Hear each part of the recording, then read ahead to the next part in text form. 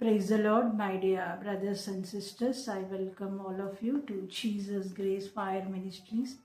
దేవుడిచ్చిన గొప్ప కృపని బట్టి, ఆయన దయను బట్టి, ఆయన సంకల్పాన్ని బట్టి, దేవుడిచ్చిన ప్రేరేపణను బట్టి కొద్ది నిమిషంలో మనము వాక్యంను ధ్యానిద్దాము.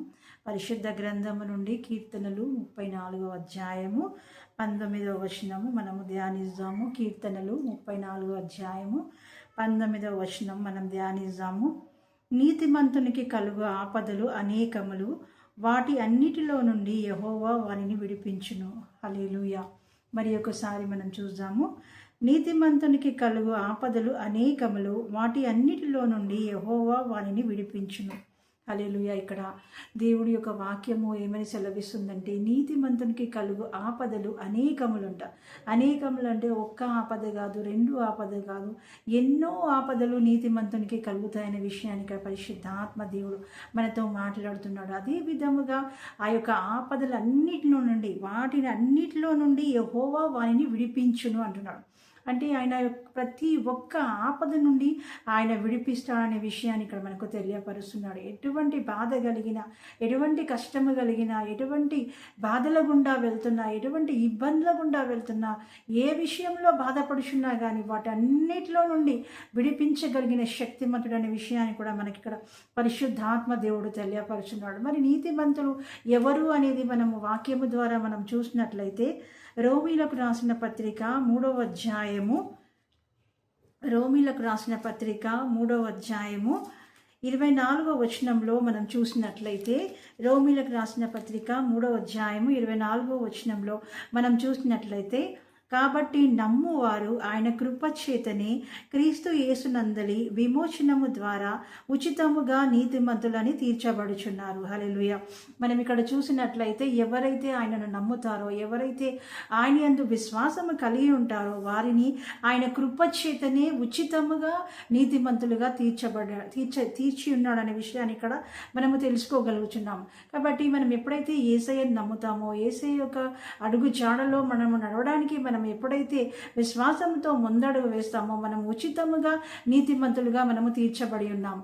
ఆ యొక్క నీతి మార్గంలో మనం ఎప్పుడైతే ఉంటామో అనేకమైన ఆపదలు కలుగుతాయనే విషయాన్ని ఇక్కడ కీర్తన గ్రంథంలో మనం చూసి ఉన్నాము. నీతిమంతునికి కలుగు ఆపదలు అనేకములు అంట. ఒక్క ఆపద అని ఉండదు, ఎన్నో ఆపదలు మన యొక్క విశ్వాస యాత్రలో మనం ముందుకు కొనసాగుతున్నప్పుడు మనకు అపవాది ద్వారా ఎన్నో మనకు శ్రమలు, ఎన్నో ఆటంకములు కలుగుతుంటాయి. ఎందుకంటే మనము దేవుని యొక్క మార్గంలో నడవడానికి మనం నిర్ణయించుకున్నప్పుడు, దేవుని మనం నమ్మినప్పుడు, ఆయన యందు మనం విశ్వాసం ఉంచినప్పుడు, అపవాది మనలను ఏ విధంగానైనా కూడా ఆయన యొక్క మార్గంలో నడవనీయకుండా, ఆయన యొక్క మార్గంలో ముందుకు కొనసాగనివ్వకుండా, ఆయన వాక్యంను మనం వినకుండా, ఆయనను గురించినటువంటి జ్ఞానం మనం పొందుకోకుండా, ఆయన వాక్యము ద్వారా తన యొక్క ప్రేమను మనం తెలుసుకోకుండా ఎన్నో రకములైనటువంటి ఇబ్బందులను, కష్టములను మన యొక్క జీవితంలో తీసుకువస్తూ ఉంటాడు. కాబట్టి అటువంటి ఎన్ని ఆపదలు మన జీవితంలో కలిగినా కూడా పరిశుద్ధాత్మ దేవుడు మన యొక్క జీవితంలో గొప్పనైనటువంటి ఆదరణ ఏమి కలిగిస్తున్నాడంటే, వాటి అన్నిటిలో నుండి విడిపించగలిగిన శక్తిమంతుడు ఆయన మాత్రమే అనే విషయాన్ని ఇక్కడ తెలియపరుస్తున్నాడు. హల్లెలూయా. కాబట్టి మనం మన యొక్క విశ్వాస యాత్రలో ముందుకు కొనసాగుతున్నప్పుడు, ఎటువంటి కష్టము గుండా వెళ్తున్నా, ఎటువంటి శ్రమల గుండా వెళ్తున్నా, ఎటువంటి బాధల గుండా వెళ్తున్నా మనం ఏమాత్రం కూడా భయపడొద్దు అనే విషయాన్ని ఇక్కడ పరిశుద్ధాత్మ దేవుడు మనకు తెలియపరుస్తున్నాడు. మనకు ఇస్తున్నటువంటి గొప్ప వాక్కు అంటే ఏంటంటే, ప్రతి ఒక్క ఆపద నుండి ఆయన విడిపించగలిగిన శక్తిమంతుడు అనే విషయాన్ని ఇక్కడ తెలియపరుస్తున్నాడు. హల్లెలూయా. మనం కొన్ని పరిస్థితుల గుండా వెళ్తున్నప్పుడు, బాధల గుండా వెళ్తున్నప్పుడు, ఎటువంటి బలహీనత చేత బాధపడుచున్నప్పుడు, ఈ కుటుంబంలో శాంతి సమాధానము లేనటువంటి స్థితుల గుండా వెళ్తున్నప్పుడు మనకెంతగానో భయము కలుగుతూ ఉంటుంది, మనకెంతగానో వేదన కలుగుతూ ఉంటుంది.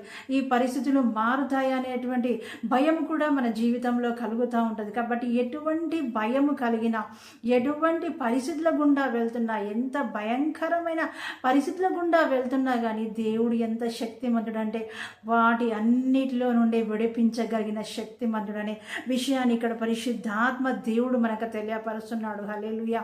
Thank you Jesus. యేసయ్య మనకు ఎంతగానో ఆదరణ కలుగజేస్తున్నాడు. My dear brothers and sisters, ఇటు శ్రేష్టమైన సమయంలో నీవు ఎటువంటి బాధ గుండా వెళ్తున్నా, ఎటువంటి కష్టం గుండా వెళ్తున్నా, ఎటువంటి ఇబ్బందుల గుండా వెళ్తున్నా, ఎటువంటి ఆర్థిక పరిస్థితులు బాగులేనటువంటి స్థితిలో గుండా మీరు వెళ్తున్నా కూడా పరిశుద్ధాత్మ దేవుడు మాట్లాడుతున్న విషయం ఏంటంటే వాటన్నిటిలో నుంచి ఆయన విడిపిస్తాననేటువంటి వాగ్దానము మనకు దయచేస్తున్నాడు. హల్లెలూయా.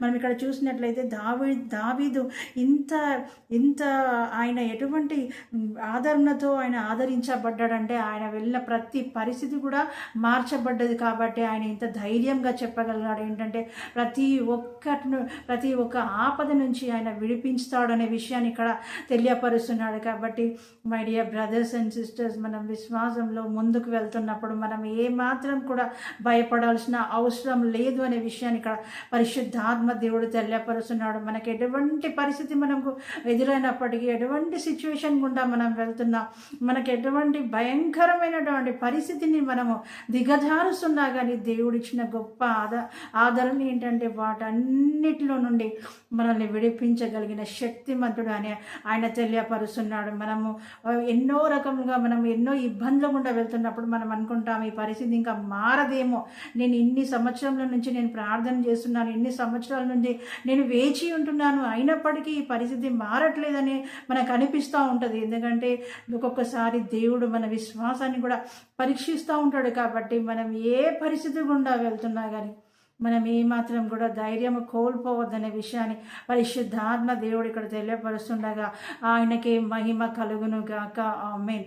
కాబట్టి అన్ని పరిస్థితులు మార్చబడతాయి. అన్ని పరిస్థితులను తీసివేసి మనలను ఆయన గొప్పనైన సాక్షులుగా ఆయన నిలబెట్టబోచుండగా దేవునికి మహిమ కలుగును గాక.